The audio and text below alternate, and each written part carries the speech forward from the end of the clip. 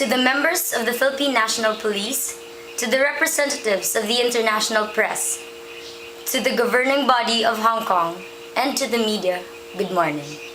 I am Fritz Hofilena and she's Felisha Latap, and we are here to talk about a controversial issue.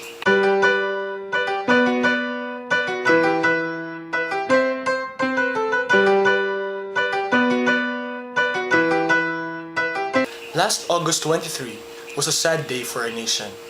Once again, our country has been the center of attention of the global society. Not because of a Filipino triumphant in the field of boxing, not because of a Filipina singer guested on a popular Hollywood talk show, not because of anything positive.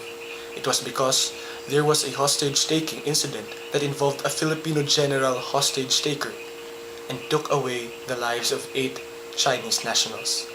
It took place in the Quirino Grandstand, a place supposedly for celebrating victories. It was there that General Mendoza, upset with his being dismissed from the job due to the case of extortion, held a tourist bus captive. It took 8 hours to settle the event. 8 long hours that involved failed negotiation strategies from government officials and the much talked about unsuccessful rescue operation of the SWAT team. The incident ended drastically when General Mendoza saw on the bus television how his brother was dragged into the whole thing, making him decide to kill hostages and leading the SWAT with the only option left, to shoot General Mendoza.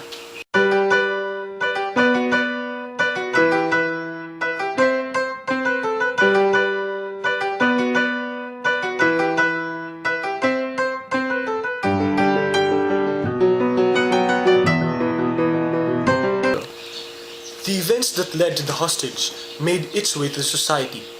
This is of course through the efforts of the media men to disseminate information to the people. That being said, it could not be avoided that there would be various reactions. The production of objects for media have caused people to elicit both positive and negative reactions. For those who acted negatively, they would scrutinize the way the authorities have acted. First of all, they would criticize the use of equipments by the policemen. At 2010, our country could have had more progress, but it was the other way around. While rescuing the hostages, they had to use almost barbaric tools to save people. The use of hammers to destroy or break the glass, the use of ropes to pull the door out, the failed tear gas throwing attempts. The people thought them all to be pathetic. The negotiative measures were also thought as big failures. Filipino people are smart people, but the inability to use their minds to create a better plan of action just showed how slow the human mind would work during pressure and emergency situations. There are lives at stake inside the tourist bus, and they were all of utmost importance. Each person was as important as the other, but the authorities failed to protect them all. There were lives lost, and they can no longer be brought back to life.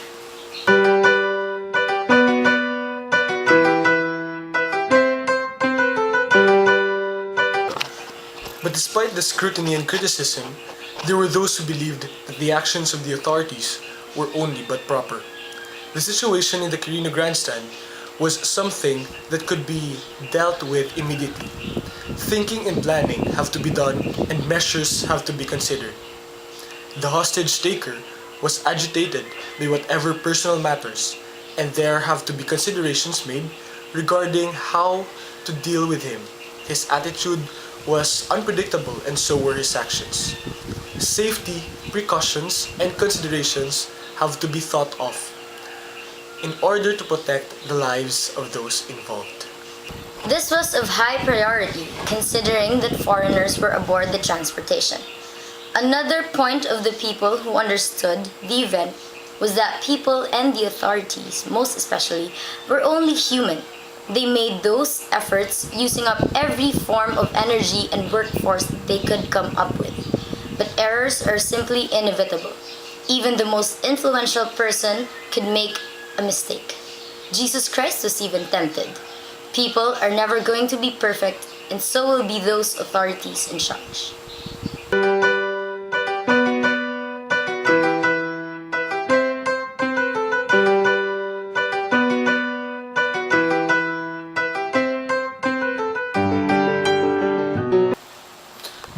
wanted the incident to happen.